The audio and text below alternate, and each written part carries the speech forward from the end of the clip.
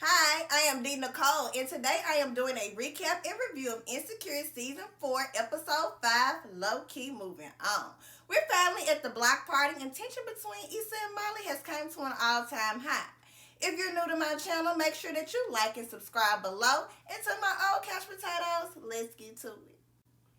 Alright, y'all, so this episode opens up with Issa hitting Nathan up through a DM, asking why he was up. They share a couple DMs before the conversation transfers to the phone.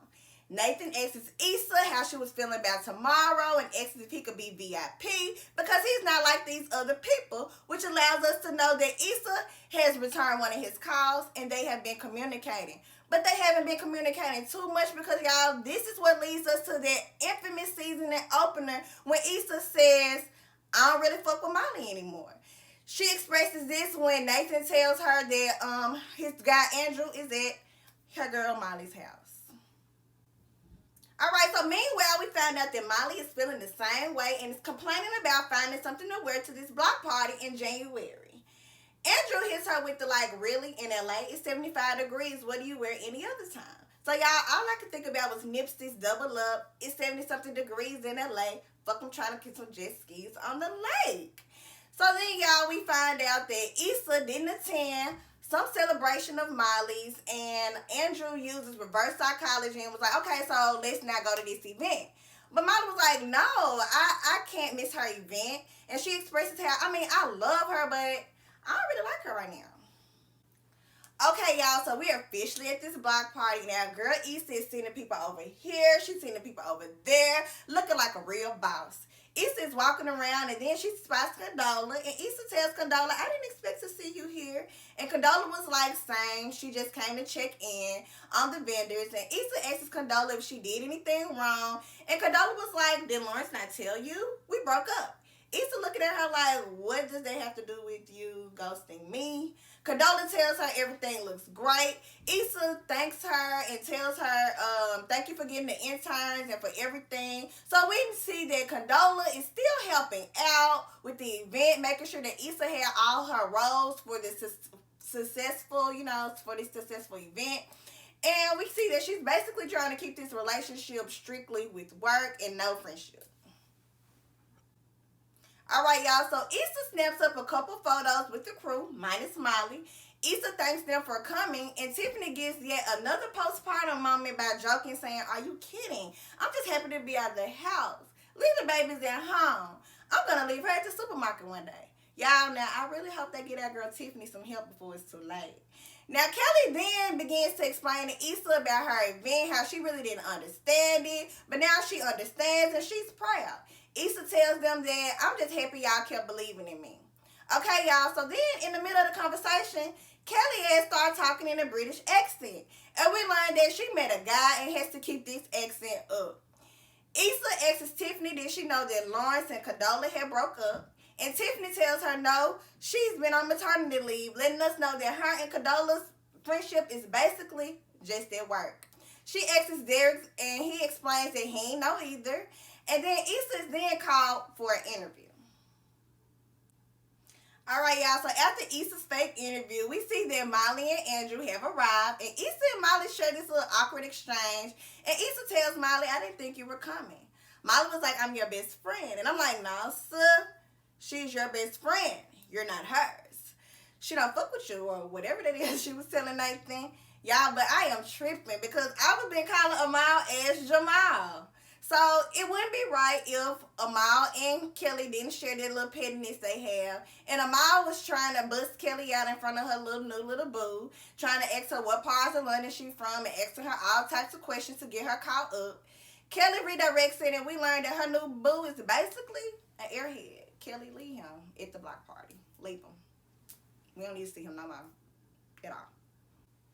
Okay, y'all, so this next scene, we see what Derek was talking about when he told Lawrence that him and Tiffany were not ready for a baby. The babysitter calls and complains about the baby fussing and how she's not liking Peppa Pig. Derek then says put the baby on the phone. Now, if Tiffany, y'all, is still on maternity leave, how the hell is he finna talk to this baby on the phone? What is the baby gonna say? So Derek tells Tiffany that they have to go because the baby is fussing, and she was like she wants to stay. Derek doesn't put up a fight, and our girl Tiffany stays. Okay, y'all, so this next scene, Molly and Andrew are doing their little thing. Andrew is complimenting the event and telling about how much hard work it takes to pull off an event like this. Molly agrees and talks about how great the event is, and he then suggests that maybe that's why it's been off between him. Issa had to put in a lot of work for this event, and he compares it to Molly once upon a time ago ditching him for work. So we see that Molly is really invested in this relationship now. All right, y'all. So Nathan has finally arrived at the block party, and Nathan expresses it is good to finally see Issa in person, and he tells our girl that she looks good. Issa's like, do I? Because I feel like a mess, and complains about there's no black people at this event, and asks, how do the white people keep finding us? Nathan then tells Issa to live within the moment. Remember, basically, this was just a vision last year at Coachella, trying to encourage our girl, lifting her spirit. So everything seems to be going good at the block party, and Issa is standing at the entrance, and the blacks are finally arriving, y'all. So I'm not gonna even lie, this would have been me and my crew showing up 2-3 hours late. But after this pandemic, we're on time, because we ain't been late to nothing all 2020. So Molly shows up with the peace offering meal, and I guess saying how she knows how Issa's been busy and probably hasn't grabbed enough food. Issa says thanks and tell her that she hadn't eaten. And right when they were about to start talking, and the intern shows up telling Issa that her headliner, Vince Staple, has shown up, making Issa have to excuse herself. All right, y'all, so we have arrived at VIP, and Issa is introducing herself to Vince and his manager, running through the checklist and introducing them to the intern, telling them that she will be there for whatever they need, and she starts back making her rounds. As she's making her rounds, we run into a familiar barrister from the Dunes, Mr. Bumpton himself. They do a little slight catch-up, and he tells Issa that there is a lesbian couple moved in, and one is fine, and that she should basically get down. Issa has to tell him that she still ain't gay. And y'all, why did this man continue to try to make our girl gay, y'all? He's funny as hell. Like, why? All right, y'all, so the block party we see is a vibe, and the DJ has dropped the wobble, and as y'all know, when the wobble come on, it's the modern day electric slide, so everybody is joining in, which makes our girls Issa and Molly have another slight little moment before Issa is called away to the stage to introduce Vince Staples. After Vince's performance, Molly has nothing but great things to say about Issa's event until Vince's manager comes up to thank Andrew for the hookup. Molly then asks his hookup, and Andrew says Nathan asked him to help Issa. Now, y'all, this is when it get messy, because then Molly spots our girl Issa across the crowd and bogarts her way over there. Y'all, all I could think about was, damn, Molly, this is not the time. But Molly gets to Issa and asks her if they could talk. Issa and Molly walk off, and Molly then asks Issa, has she got Nathan to help and ex Andrew to help her? Issa tells Molly yes, and Molly said, but we had a conversation. And Issa tells her, and that's why I didn't involve you. Now, y'all, I really didn't understand the problem, because honestly, last week, when Issa asked if Molly could ex Andrew, and Molly said no, she wanted to protect their relationship, I thought that, honestly, Molly was just saying that she wasn't going to ex Issa personally. But, I mean, I guess I was wrong and Issa was wrong, too. But Molly then explains that you still involved my man. And Issa tells her, and it all worked out. And Molly then gets defensive and says that that's not the point. You went behind my back deliberately. Now, y'all, was Issa sneaking or was Andrew sneaking, too? But, anyway, Issa then tells Molly that you know that this event was important to me. You were going to ruin this over some silly made-up rule. And Molly then says it wasn't a made-up rule. It was setting boundaries.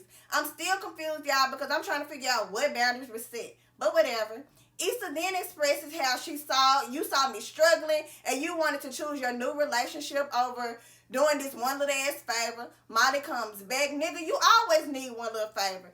Issa then asks Molly, are you doing this at my event right now? Tiffany tries to come and defuse the situation, saying, y'all, we just had a good time.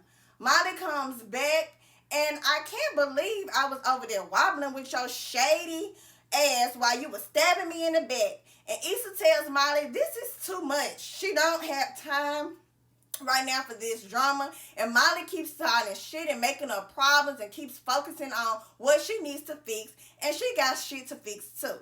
So Molly is clearly in disbelief because she hit Issa with the, bitch, do you hear yourself?